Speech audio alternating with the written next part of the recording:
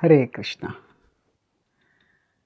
Welcome to this series, which will be a biographical narrative on the life and contributions of His Divine Grace A.C. Bhaktivedanta Swami Srila Prabhupada.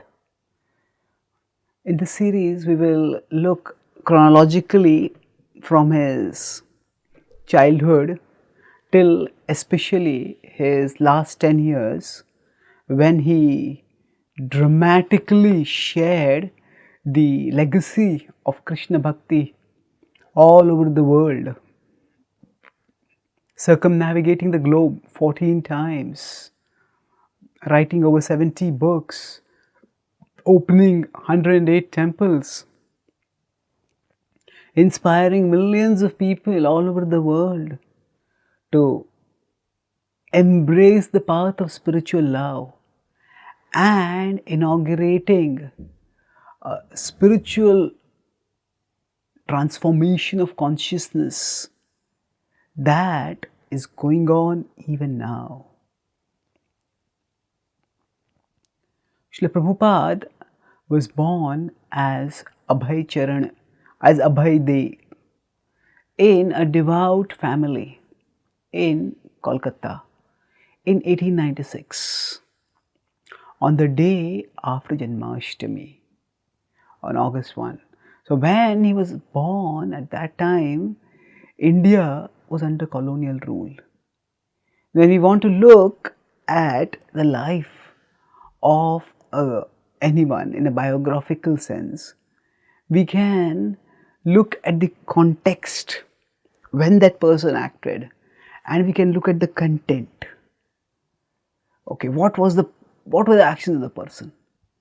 And then we can appreciate what that person did much better. So, Abhay was born to a devout family, Gaur Mohan De and Rajini De, his father and mother, and they were followers of the Bhakti tradition in the Gaudiya Vaishnava lineage, which was quite common among the Bhakti tradition in West Bengal at that time. And he was born on the day immediately after Janmashtami. This itself was significant. It indicated his mission. Many times, events that are having great significance, cosmic significance, those events are also accompanied by or preceded by certain omens, certain signs which indicate that something significant is happening.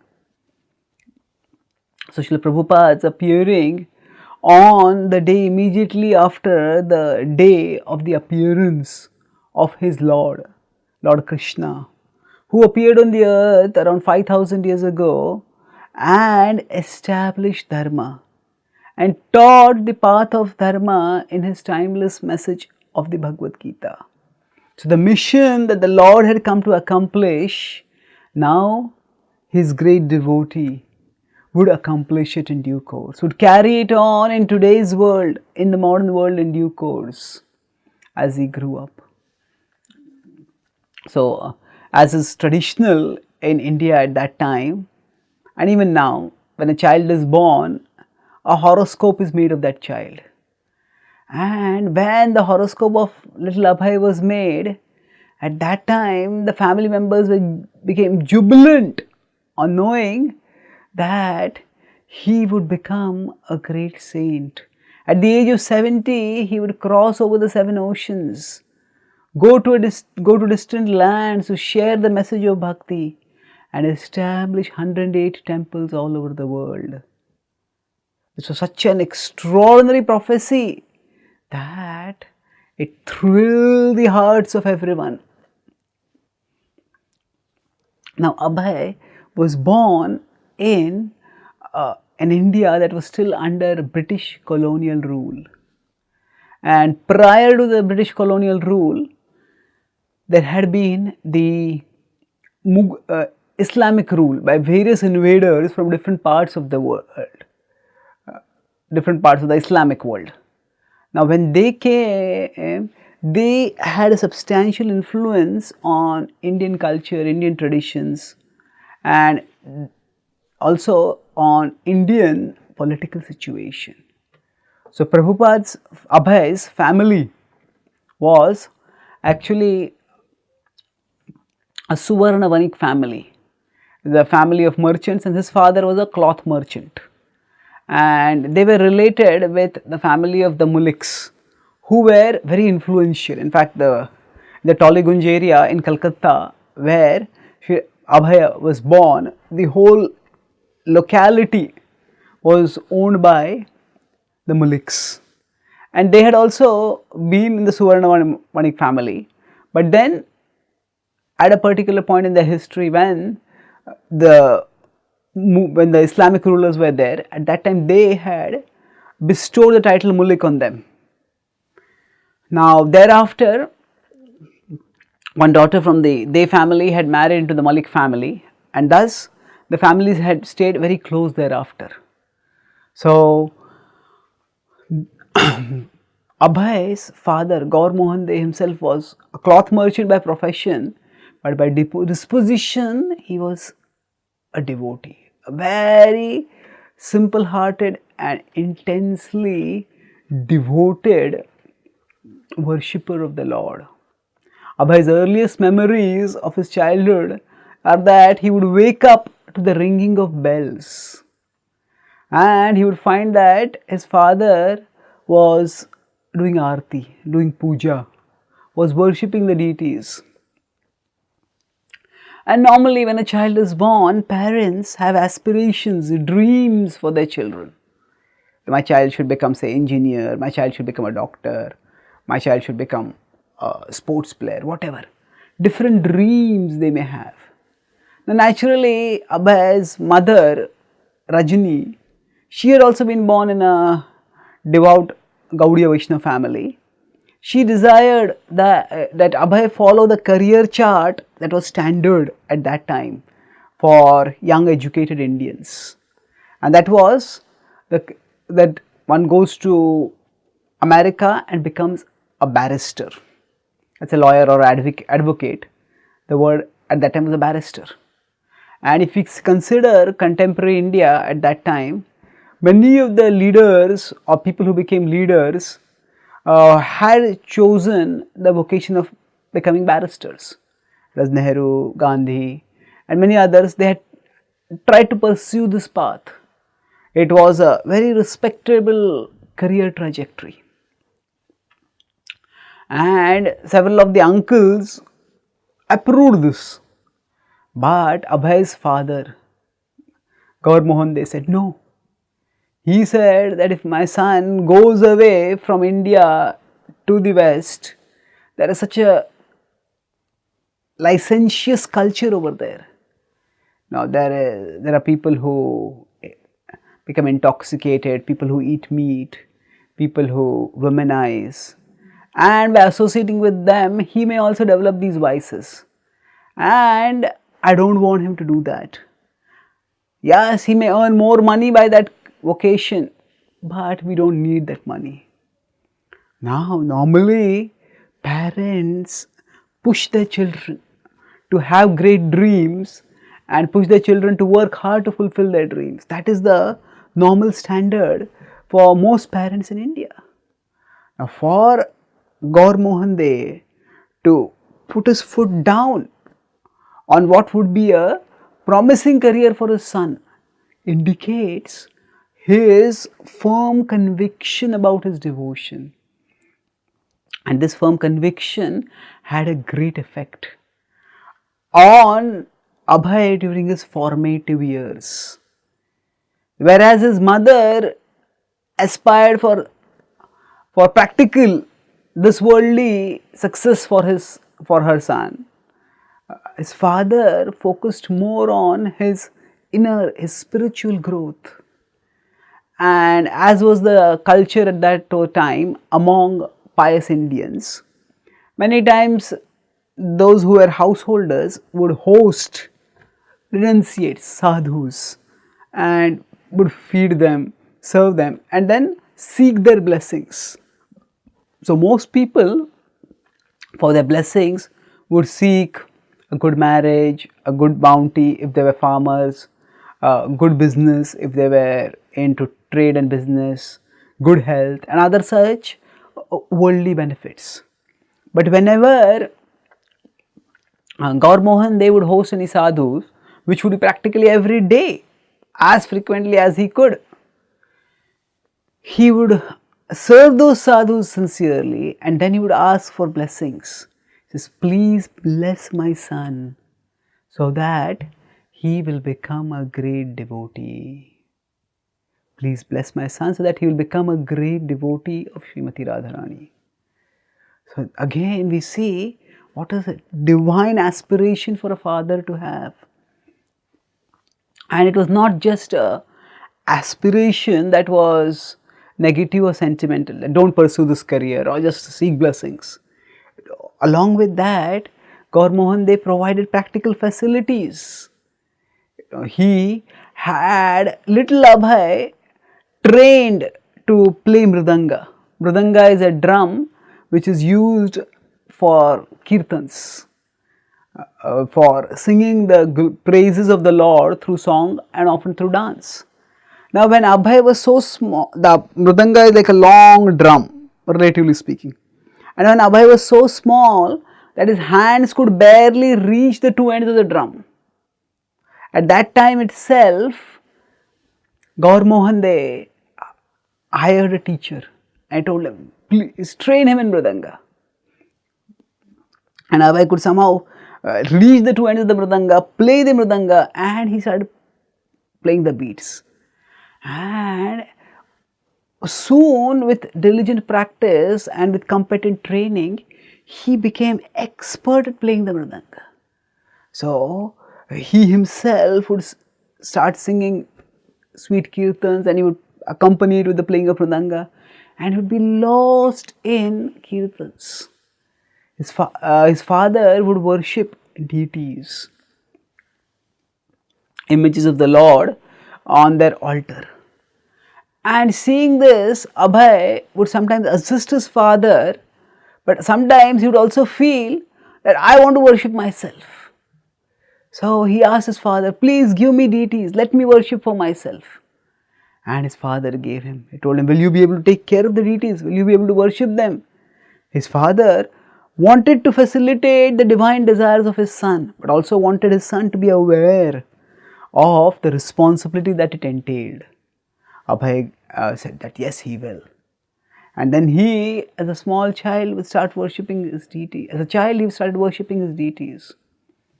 One of the most outstanding events from Abhay's life as a child was an event that forecast what he would do in the future. The Rath Yatra festival is an ancient and magnificent festival that goes on in Jagannath Puri in Odisha in India on the eastern coast. So there in that festival, Lord Jagannath, who is an alternate form of Krishna, who is Krishna, who has been transformed in appearance by the intense ecstasy coming from remembrance of his greatest devotees, the Brajavasis, the residents of Vrindavan, that form of Krishna who resides, who presides in a majestic palace like temple in Jagannath Puri, from there he comes out once a year and he is placed on majestic chariots. And in the temple he is there along with Baladev and Subhadra. Baladev is Krishna's brother Balaram and Subhadra is the younger sister. So all three of them are placed on three huge chariots, and they are pulled from the temple of Jagannath to a distance several miles away to the temple of Gundicha, and there they stay for nearly 2 weeks. And this procession, where the chariot of Jagannath is pulled along the roads of Jagannath Puri, is a festival that attracts millions upon millions of people from near and far, from Orissa and indeed from all of India. Now, of course, people from all over the world also come to that festival. So, Sri Chaitanya Mahaprabhu, who was the initiator and propagator of Gaudiya Vaishnavism. Vaishnavism refers to the branch within the Bhakti tradition which focuses on the worship of Lord Vishnu. And Gaudiya Vaishnavism refers to the branch within Vaishnavism that has a special sweetness. Gauda is a variant of the word Guda. Guda means jaggery. So Gaudiya Vaishnavism is the form of Vaishnavism that is especially sweet. That sweetness is the sweetness of Krishna Bhakti. And of course, Gauda is also related to the geographical area of Gauda Desh, Bengal. And Chaitanya Mahaprabhu propagated that Vaishnavism in that area. So, Chaitanya Mahaprabhu was born in Bengal, in Mayapur, and from there he went to Puri after his sannyas and based himself there. And there he participated in the Rath Yatra. And his dancing in the Rath Yatra was the most spectacular highlight of that grand festival. Thousands and thousands of people would be mesmerized to see his intensely devoted, his spiritually energized, and his profoundly devout dance before the Lord. And devotees from Bengal would every year go there for the 4 months of Chaturmas, the 4 sacred months of the rainy season, when religious activities are performed more intensely, and they would participate in Chaitanya Mahaprabhu's Rath Yatra festival. And because Chaitanya Mahaprabhu had so much delighted in the Rath Yatra festival, so that festival was replicated not just in Puri but in Bengal also.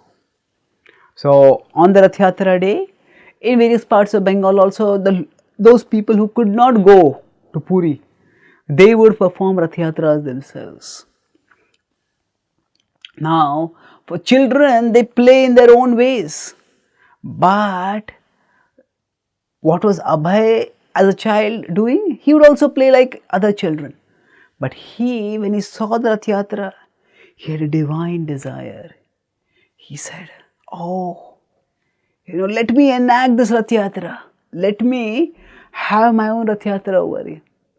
But as he would grow up, by the time he came to the age of higher secondary school or college, one of his dreams of traveling was that when would he be old enough to catch a train and go to Jagannath Puri, to behold the beautiful forms of Jagannath, Baladev and Subhadra.